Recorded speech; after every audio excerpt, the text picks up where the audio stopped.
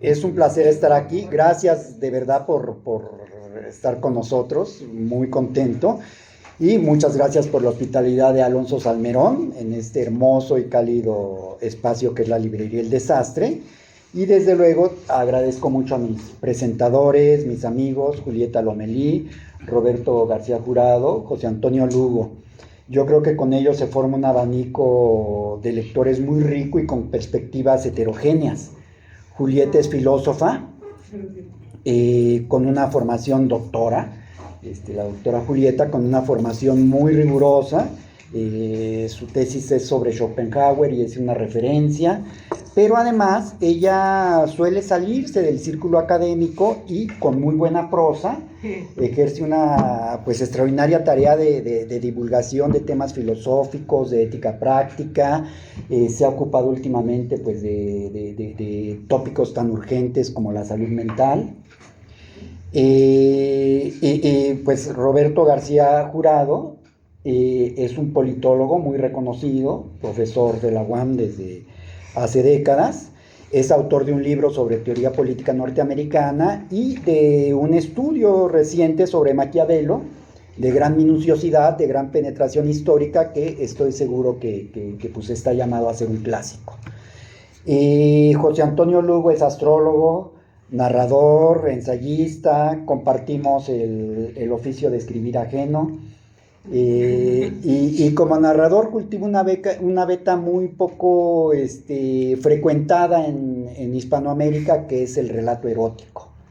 Él tiene un libro de cuentos donde encarna de manera extraordinaria pues, personajes femeninos, y uno de sus libros más recientes es un sorprendente, irreverente y muy divertido homenaje a su maestro Juan García Ponce, que es el maestro y su escriba.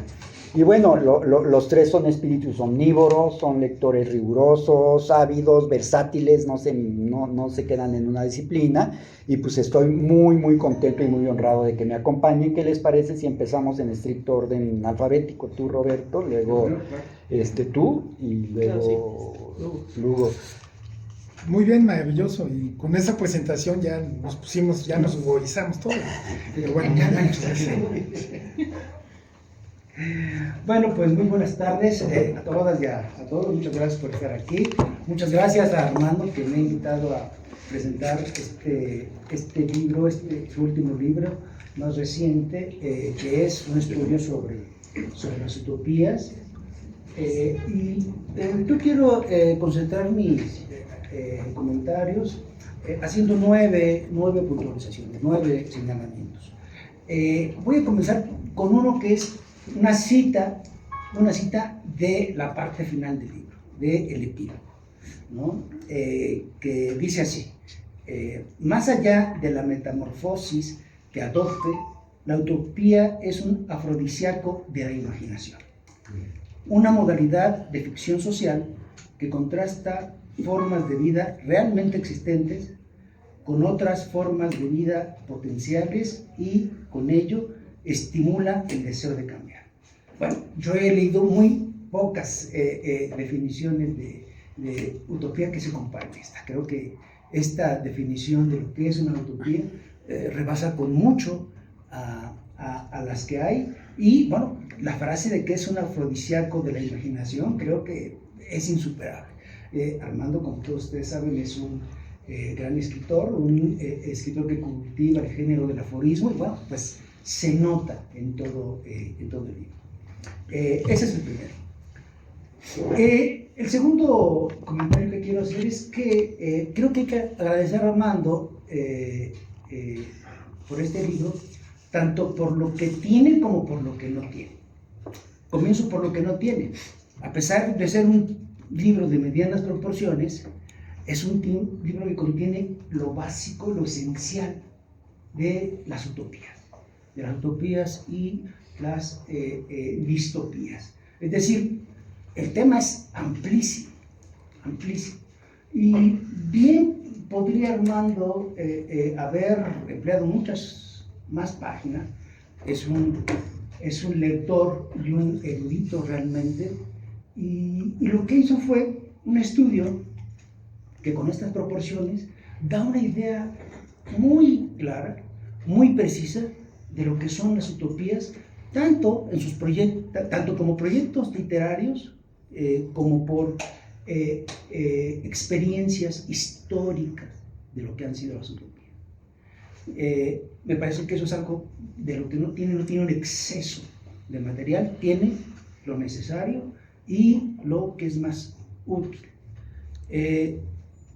Lo que sí tiene es un libro muy bien escrito, ¿no? La escritura es una de las cosas que más se agradece porque, pues, desafortunadamente en esta época donde hay una avalancha de material escrito, es muy difícil encontrar un libro que haya sido tan cuidado desde la primera hasta la última página.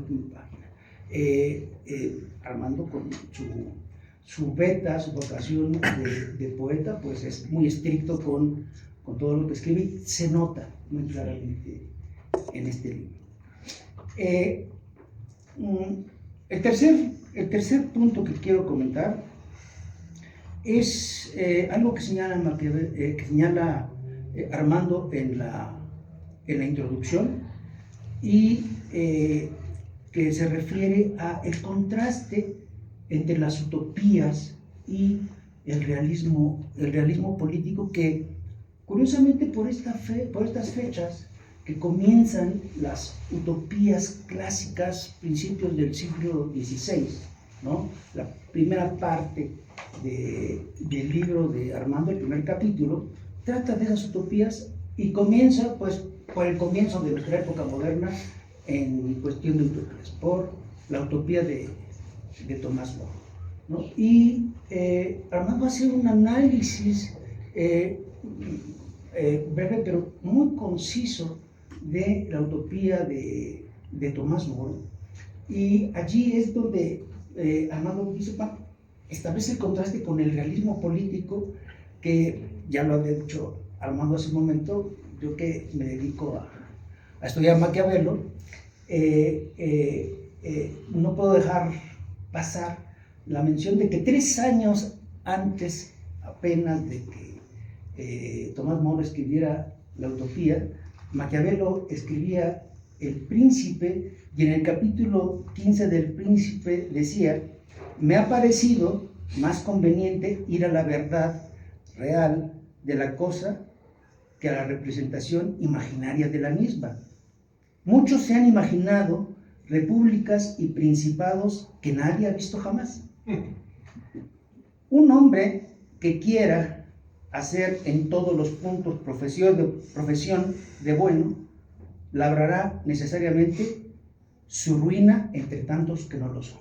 Es decir, una expresión muy clara de lo que es el realismo político, que contrasta con lo que Armando comienza planteando en este primer capítulo. Bueno, la cuarta mención es lo que tiene que ver con las utopías. Lo que plantea Armando es que las utopías clásicas se caracterizan por su aislamiento, la ausencia de conflicto, la conformidad total, y que son el verdadero fin de la historia. Y esto es algo que caracteriza a las utopías, ¿no? Allí acaba la historia de la humanidad. Al parecer, todo se resuelve felizmente, incluso con un autor que Armando comenta, con Carlos Marx.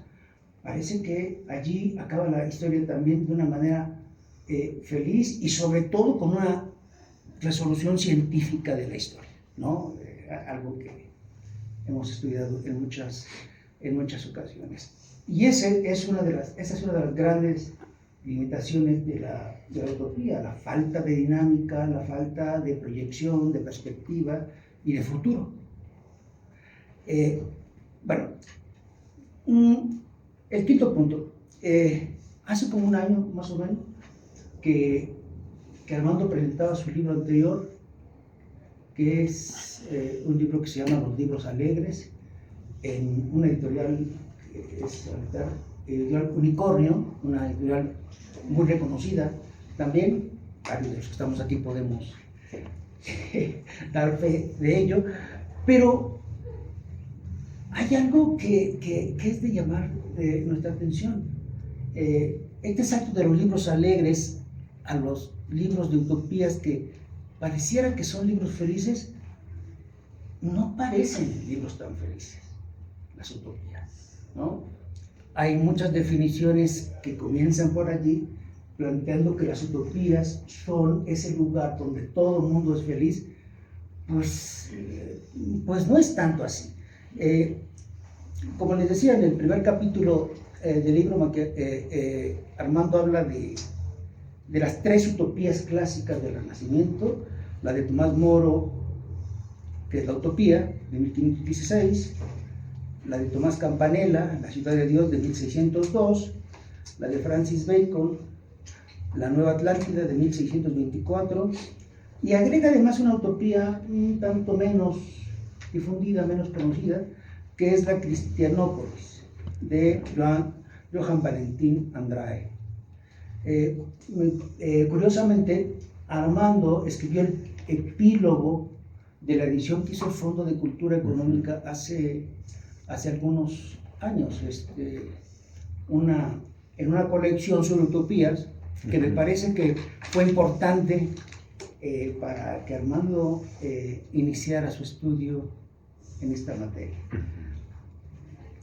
Entonces, al analizar estas utopías, lo que hace Armando es denotar algunos detalles que pues llaman nuestra atención, en el sentido de que no precisamente son las sociedades más felices. Por ejemplo, cuando analiza la utopía de Tomás Moro, señala que allí no existen tabernas. ¿Dónde se reúnen los amigos? No parece que haya pensado Tomás Moro en ello, ¿no? Uno se puede, ¿esa es una sociedad feliz? Para Campanella, fíjense, en Campanella, los astros son los que determinan los encuentros carnales, ¿no? Las relaciones. O sea, para que una pareja tenga relaciones, pues los astros tienen que alinearse. Bueno, entonces una sociedad feliz. En Bacon, la utopía es en una isla completamente autárquica, aislada del exterior, que pues no parece una utopía, parece una prisión, como Alcatraz, como algo así, ¿no? Gente encerrada en una isla sin ningún contacto con él. Y bueno, la de Andrade es peor, ¿no? Porque la utopía es en una isla del Antártico, si Siberia es frío, bueno, en el Antártico, donde hay solo cristianos ortodoxos, y son 400. Entonces, eso no es una utopía, eso es un monasterio o algo. No sé cuánta diversión puede haber en ese. Bueno, pero Armando advierte, ¿no? La felicidad es algo muy relativo finalmente, ¿no? Entonces, estos escritores utópicos han imaginado así la sociedad feliz.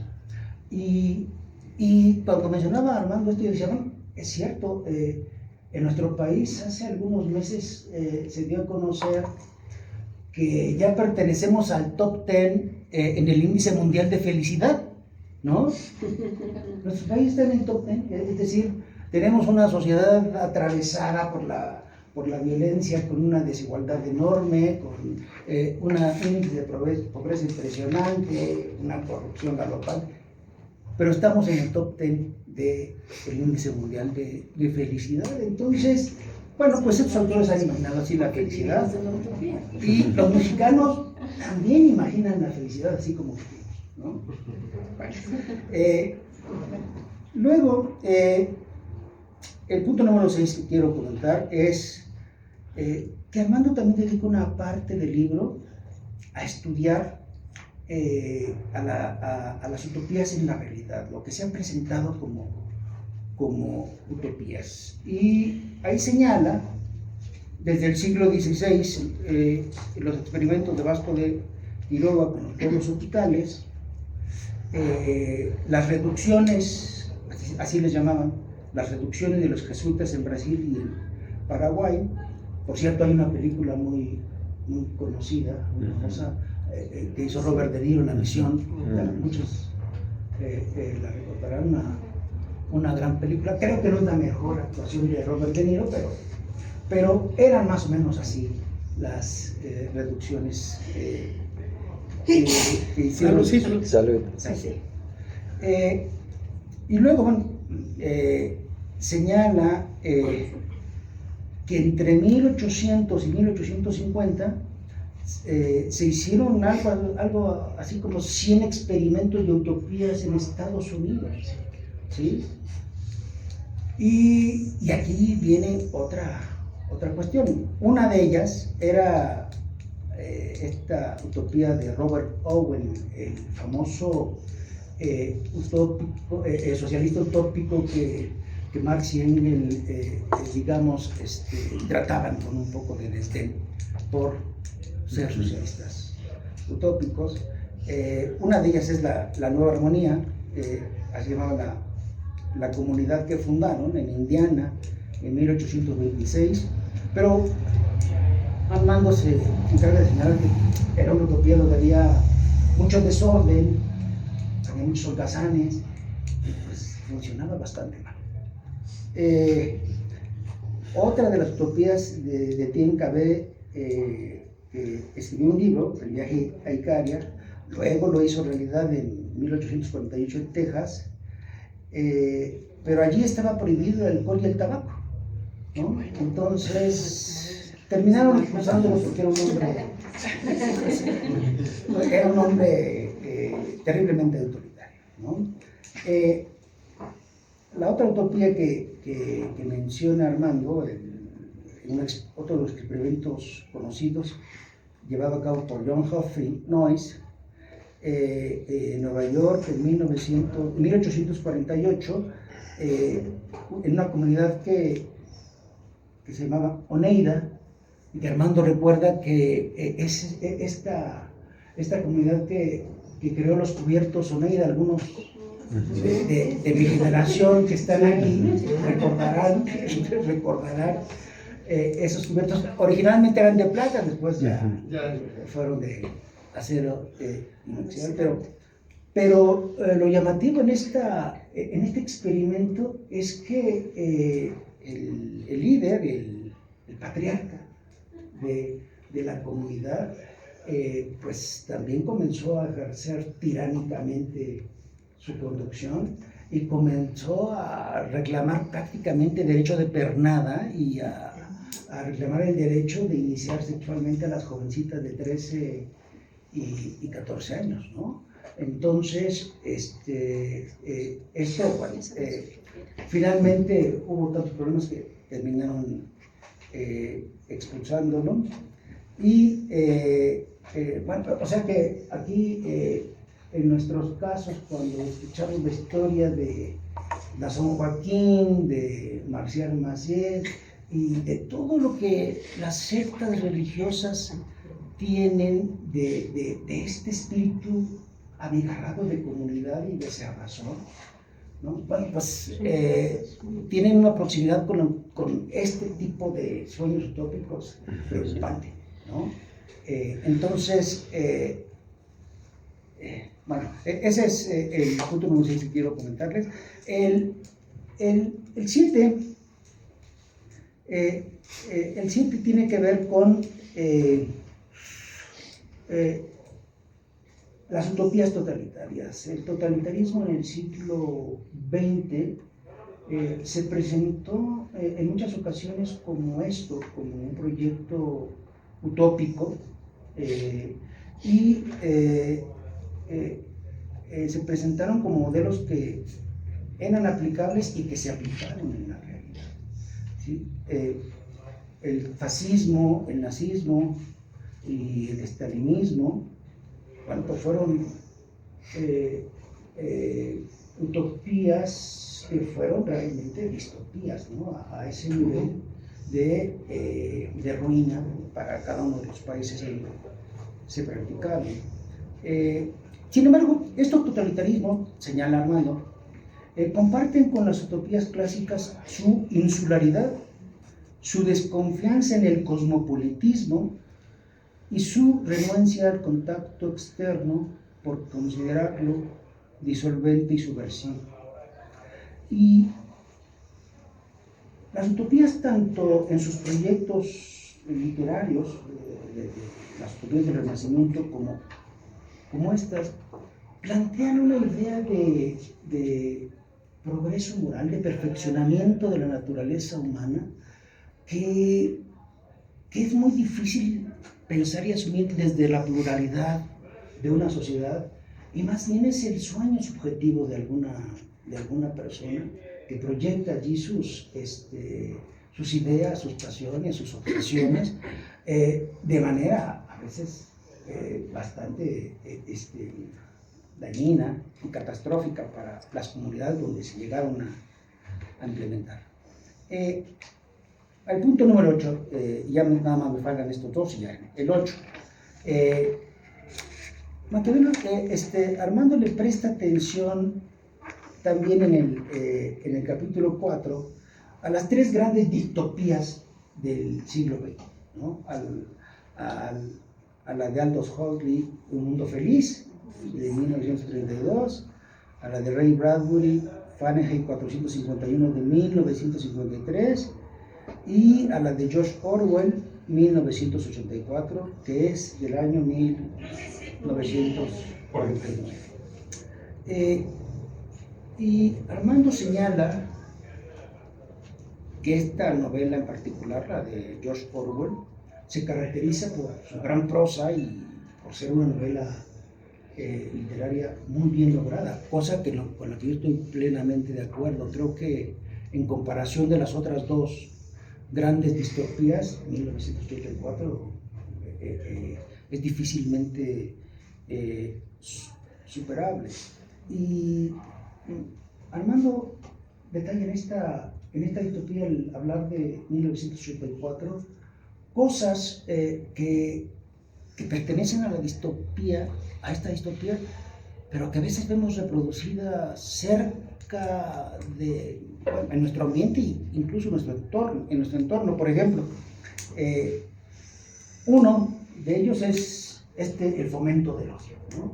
Recuerden ustedes en la novela esta convocatoria a el minuto del odio, ¿no? entre la población, y cómo se mantenía así andando la adhesión al régimen.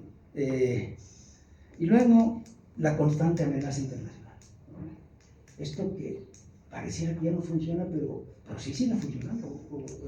La llamada al complot internacional de un gobierno cuando se siente amenazado, cuestionado, pues parece que sigue funcionando. Y luego, pues la adecuación de la historia, la adaptación a las necesidades del régimen. Yo recuerdo que hace algunos años que se conmemoró en nuestro país los 700 años de la fundación de Tenochtitlán, que el gobierno dijo que había que celebrarlo. Eduardo Matos, uno de los más importantes antropólogos, decía, pues no hay ningún elemento para justificar que haya sido en ese año la fundación. Fue un poco después por todos los elementos que se tienen. Pero finalmente se llevó a cabo la celebración y bueno, fue útil para el régimen en ese momento. En este capítulo también Armando habla de otras dos distopías menos conocidas pero muy interesantes, ¿no? La de Yevgeny Senyatin, Nosotros, de 1921, y otra de Catherine Burdekin, La Noche de la Esvástica, de 1937. Y hace una presentación muy interesante de esa distopía, bastante menos conocidas, pero por la presentación de Armando nos damos una idea de ellas y al parecer son muy interesantes. No había, con esto termino, otra cita de Armando, igualmente del epílogo. Dice así: la utopía es un método de pensamiento en el que se fusionan la añoranza del pasado, la preocupación con el presente y la ilusión de resolver el futuro. Y regreso a la primera línea. La utopía es un método de pensamiento. Es muy frecuente pensar que las utopías son experimentos un tanto aislados, un tanto corrientes de escritores, pero pensar que las utopías son un método de confrontación entre lo que es y lo que puede ser, me parece una manera muy útil de pensar en las utopías. Finalmente, Armando comenzaba en el primer capítulo señalando el contraste de las utopías con el realismo, y al parecer desde el realismo político puede verse con cierto desdén y tachar de ingenuas a las utopías, pero me parece que pueden funcionar de esta manera, ¿no? Las utopías señalando modos de vida posibles, contrastando con la realidad, y hacer de ello un método de análisis y un método de proyección social, ¿no? Bueno, en fin, pues yo felicito a Armando por este libro. Me parece uno de los estudios sobre las utopías más consistentes de los que yo conozco, y me da muchísimo gusto que me haya invitado a estar el día de hoy en esta presentación. Gracias. Gracias, Roberto.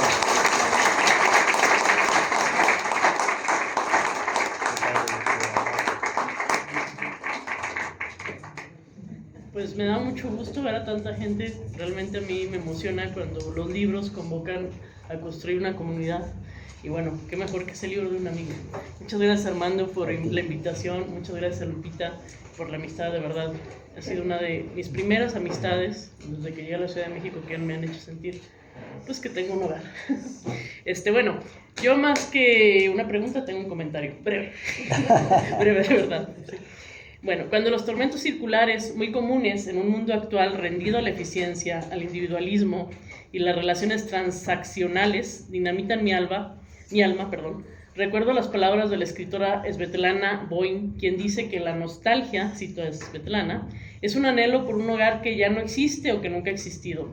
La nostalgia, dice Svetlana, es un sentimiento de pérdida y desplazamiento, pero también es un romance con la propia fantasía.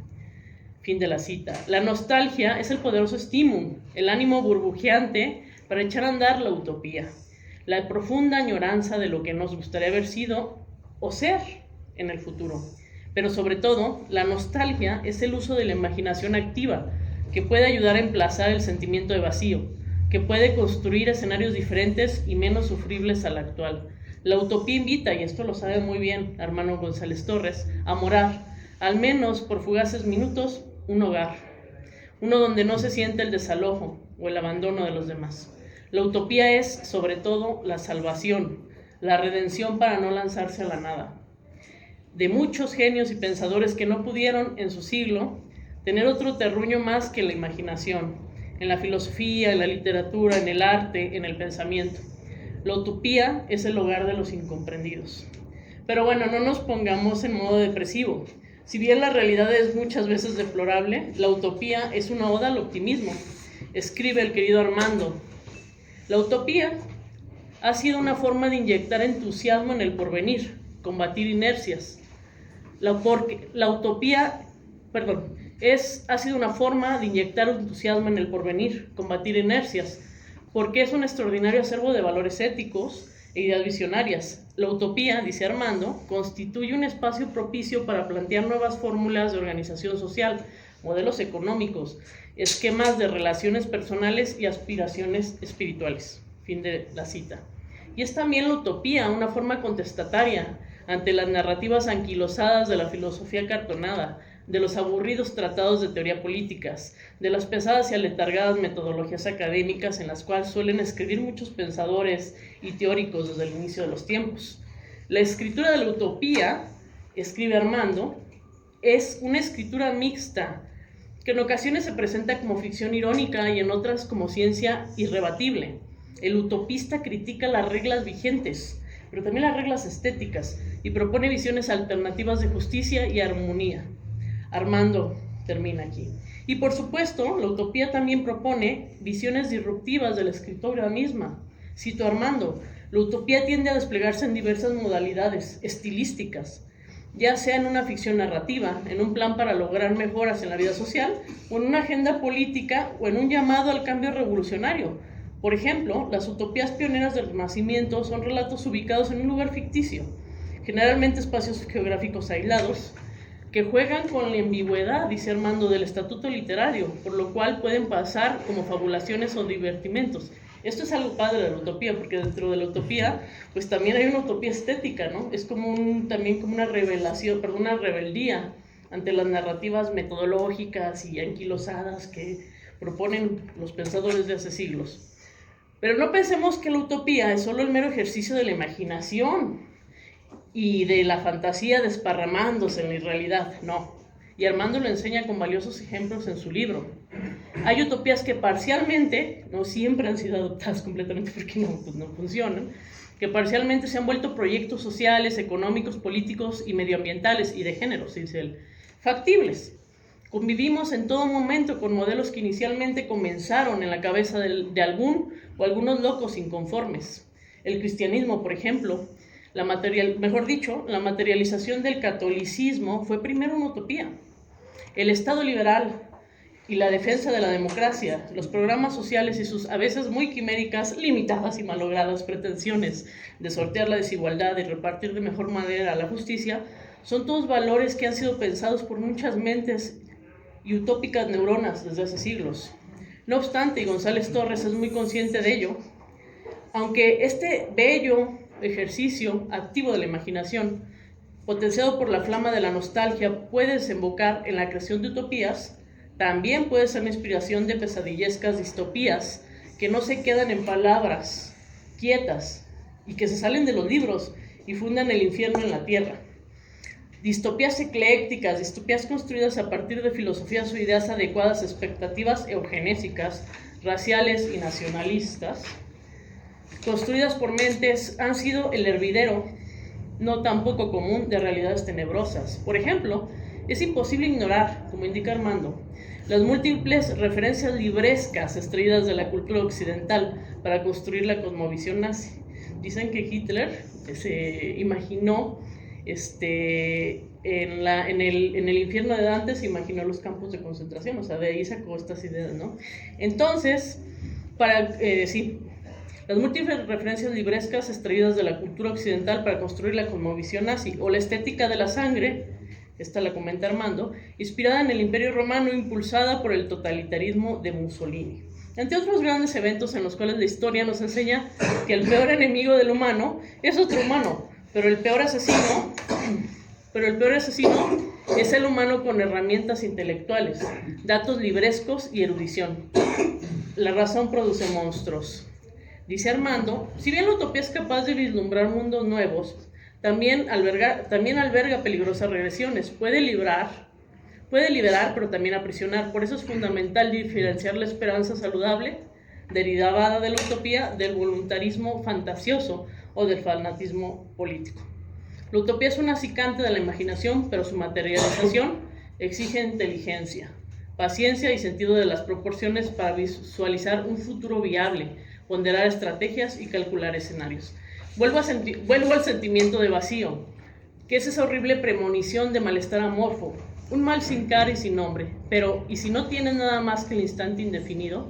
el permanente segundero que avanza quedándose en el mismo reloj, si solo eres un individuo desgarrado por las naves que han sido quemadas sin vuelta al no hogar, si solo queda esa sensación de un ego que no es, cuando eso pasa, la utopía será el hogar de los incomprendidos. Muchas gracias.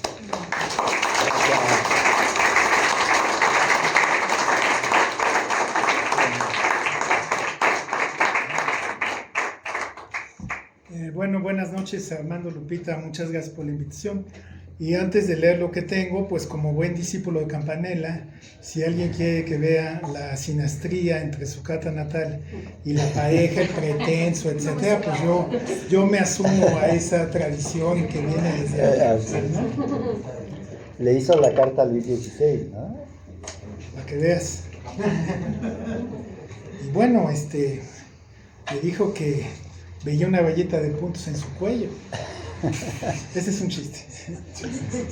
Lo primero que hay que decir es que en la mejor tradición de Alfonso Reyes, Armando González Torres se ha convertido en un polígrafo. No solo es uno de los mejores críticos literarios de su generación, sino que incursiona en la poesía, en el aforismo, en el papel del intelectual en nuestra época y en un larguísimo etcétera. El año pasado salió Libros Alegres, editado por El Tapiz del Unicornio, mi editorial, que se engalana al haberlo fichado, un éxito de crítica y de ventas. Yaba nos regala este nuevo libro que se ocupa de las utopías. Al respecto, lo segundo que hay que decir, que ya lo mencionaste, es que Armando es un escritor de discursos, un ghostwriter como el que habla. Esto da para una larga charla que excede estos minutos. Pero quiero señalar que el discurseo siempre está vendiendo un pedazo de utopía, un futuro cercano o lejano al que se aspira y que es mejor que el nuestro, generalmente atribulado y complejo. De modo que cada discurseo tiene en su corazón a un creador y generador de utopías. Ahora bien, en este volumen que nos convoca hoy, la curiosidad enciclopédica de Armando nos ofrece un árbol con dramas cargadas de información y análisis. Empezamos con los utopistas del Renacimiento, de manera destacada el creador del concepto, Tomás Moro. Disfruté mucho, porque soy egresado de letras francesas, el trazo del autor sobre Fourier y Saint-Simon, dos utopistas lúdicos que intentaron llevar a la realidad sus modelos. Después se ocupa de Vasco de Quiroga, en este periodo de la historia americana, escindido entre la barbarie de los conquistadores y el respeto a los derechos humanos de los indios originarios. El libro avanza y entramos a periodos de la historia más cercanos, donde la erudición de González Torres nos lleva a utopías en Topolobampo y otras en distintas regiones de América del Sur, al tiempo que aparecen no solo las utopías, sino las distopías, espacios apocalípticos en los que el autor nos recuerda a Cormac McCarthy, novelista espléndido, así como a otras distopías en las que encontramos similitudes escalofriantes con nuestra realidad. Al final, Armando nos lleva a algunas utopías actuales, relacionadas con los animales, la ecología y el feminismo, y entre otras, ya es un recuento de los paradigmas dominantes en las últimas décadas. Al terminar el libro, uno comprende la importancia de las utopías como ejercicios de la imaginación que han dado lugar a cambios y avances en la historia de la humanidad, pero son al mismo tiempo productos de la imaginación que han ocasionado que los que consideran que esas imaginerías son la verdad absoluta estén dispuestos a matar a quien no lo ve de esa manera. Como la imagen de Da Vinci, la utopía es creación y destrucción a la vez. Quiero pensar que nosotros, los que estamos en la mesa, y ustedes que amablemente nos vinieron a ver, formamos parte de una utopía, la de un grupo de chiflados o iluminados que creemos en la religión del libro y del conocimiento, y estamos convencidos de que escribir, publicar y leer nos permite ser mejores y quizás volver mejores a quienes nos leen. Esto sucede porque los libros que hemos leído nos han vuelto mejores. Pero nuestra utopía no es solo literaria. Creemos en la conversación, en el arte de la amistad, en el juego sin dogmatismos, en la alegría del erotismo, en el ajedrez de las ideas filosóficas, en el buen beber y comer. Somos sorbas, griegos por adopción, que tratamos de vivir la vida mientras bailamos el sirtaki. Sin duda esta doble combinación nos vuelve utopistas. Decía Francisco Sánchez, el filósofo sefaradí del siglo XVI, a plena luz caminamos a ciegas, citado por el maestro Eduardo Subirats. Es cierto, en este 2025 andamos a ciegas, pero libros como Jardines en el cielo son velas que iluminan nuestro complicado andar. Yo te felicito, Armando, por un libro más con el que tanto aportas como siempre. No solo te felicito, te agradezco tu lucidez, el esfuerzo que le dedicas a cada libro, la complicidad literaria y tu amistad que tanto valoro. Muchas gracias.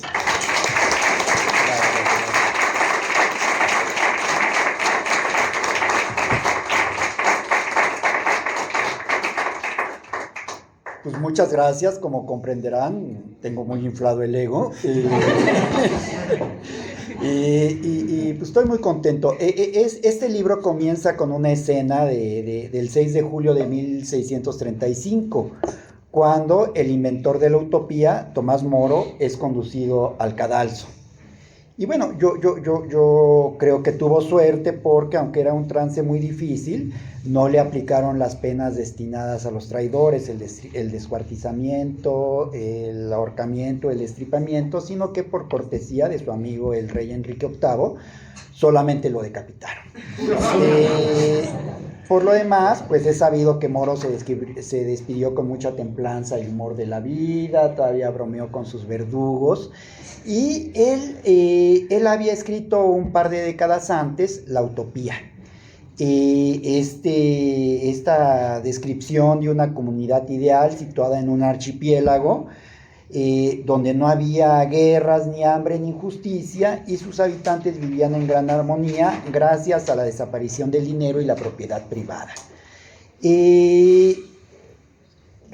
Uno no sabe, pero hay el consenso en los estudiosos de Moro de que él planteó este escrito, pues más que nada como un divertimento literario, y como una forma de crítica social embosada que era muy utilizada en la época. Él fue muy amigo de Erasmo, entonces hacer relatos descabellados, hacer hablar a la locura, era una forma de ejercer la crítica sin exponerse a los castigos que podían tomarse. Sin embargo, ya cuando Tomás Moro iba a morir, y de seguro no se acordaba de ese divertimento, que además nunca lo hizo traducir al inglés, porque él ya comenzó a tener pues responsabilidades de gobierno con Enrique VIII, y por lo menos que le interesaba era sacar esa cosa delirante, ¿no? Pero un lector suyo en América, Vasco de Quiroga, pues le pareció que era muy interesante y que tenían mucho sentido común las prescripciones de Tomás Moro, y las puso en la práctica literalmente en sus comunidades que fundó, primero aquí en lo que hoy es Santa Fe y luego en Santa Fe de la Laguna. Entonces, esto me parece algo prodigioso porque pues muestra esta ambivalencia y esta multiplicidad de lecturas que puede tener la utopía, ¿no? Desde un entretenimiento literario hasta una religión política. Y en efecto, a partir del modelo fundador de Moro, pues comenzó la proliferación de un género que ha tenido múltiples evoluciones y transfiguraciones, ¿no? Con la utopía, pues lo mismo, se han hecho extraordinarias piezas literarias, propuestas sociales, manifiestos políticos o verdaderas doctrinas, ¿no? Verdaderas doctrinas políticas. Y lo que yo he tratado de hacer en este libro, pues es una pequeña radiografía de las utopías y los utopistas, pues más importantes y también más extravagantes y delirantes. Creo que la utopía no tiene, digamos, no puede definirse fácilmente. Es cierto que hay una serie de rasgos en la utopía, en muchas de las utopías que, por ejemplo, ya lo mencionaban Rocío, Roberto, Julieta y José Antonio, hay muy a menudo pues una propensión a la planificación extrema, tanto del edificio social como de los actos individuales más íntimos, ¿no? Como la idea de Campanella, de Aldous Huxley, en nosotros, de normar y regular las relaciones sociales para que en lugar de quimeras como el amor, pues sea una planeación científica de que se crucen los mejores ejemplares, como se hace con el ganado, decía eso Tomás Campanella, ¿no? Cómo tenemos tanto cuidado por reproducir bien el ganado y de repente los ayuntamientos más irracionales se dan entre los humanos, ¿no? Y eso produce la degradación de la especie. Entonces, está por un lado este afán de planificación extrema. Está, por otro lado, digamos, esta creencia a veces muy ingenua en la posibilidad infinita de perfectibilidad humana. En la Unión Soviética, cuando murió Lenin, se creó una comisión burocrática encargada de velar por la inmortalidad de Lenin, porque estaban convencidos de que el avance de la ciencia soviética era tan inminente que en unos cuantos años lo podrían revivir. Entonces, como ustedes saben, la momia de Lenin se conservó muchísimo tiempo, no sé si todavía, creo que sí, ¿no? Ya no. Bueno, y otro rasgo muy generalizado de las utopías es pues esta subordinación absoluta de lo individual a la abstracción de lo colectivo. Entonces, estos tres rasgos, desde luego, mal interpretados, pues desde luego que llevan a historias terribles de fanatismo, de intolerancia, de autoritarismo. Sin embargo, al lado digamos, de estas utopías tan rígidas, existen una serie de utopías profundamente libertarias, desde Fourier, los románticos ingleses, algunas vanguardias artísticas de principios del siglo XX, las utopías de los movimientos juveniles en los años 60, que, digamos, tienen este signo totalmente distinto, ¿no? Son libertarias, reivindican el hedonismo y el individualismo.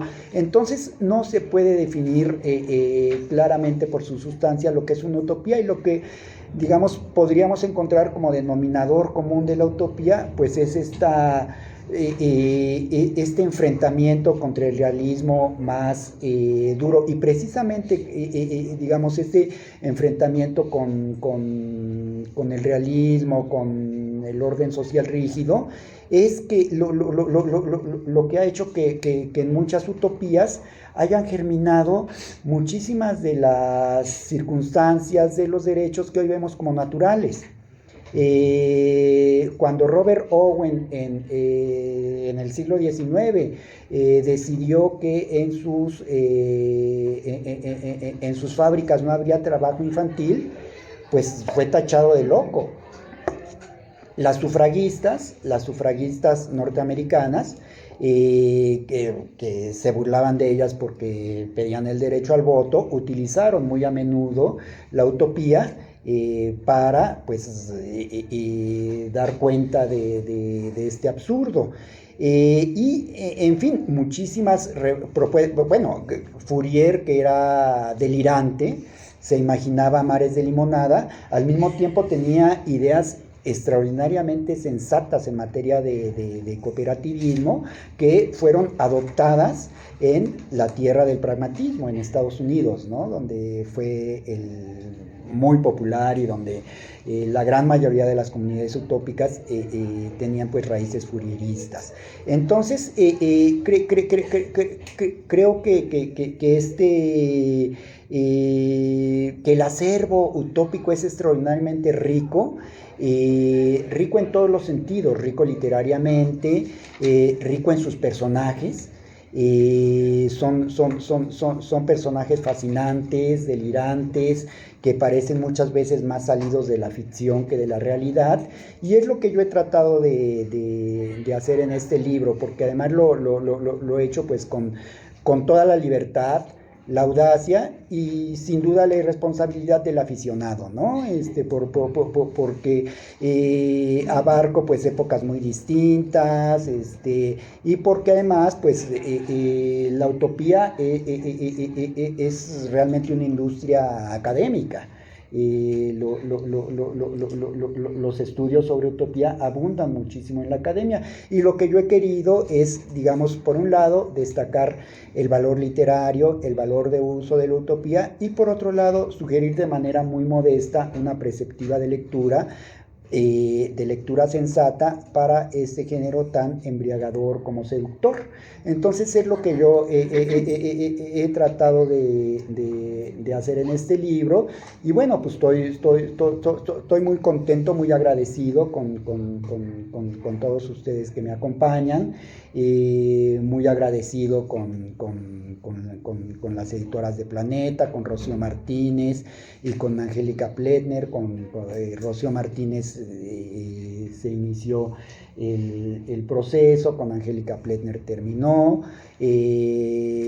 Gerardo Villadelángel, que está aquí, pues cuando él y Roger Bartra publicaban una extraordinaria serie de utopías en una editorial hoy devastada, casi desaparecida, que es el Fondo de Cultura Económica, y ellos me invitaron a hacer el prólogo de la utopía de Andreae, y bueno, ahí fue donde en 2016, ya hace un buen rato, y ahí fue donde ya surgió la idea de hacer este pequeño librito, y en fin, todo este mundo pues está lleno de deudas de gratitud, de verdad. Estoy muy contento, veo aquí pues presencias de verdad entrañables, y quiero agradecer desde luego también pues el trabajo tan profesional de Nancy como promotora y divulgadora de la cultura, el apoyo incondicional de nuestros sobrinos, Monse y Beto, que siempre nos ayudan en la logística, y desde luego a Lupita.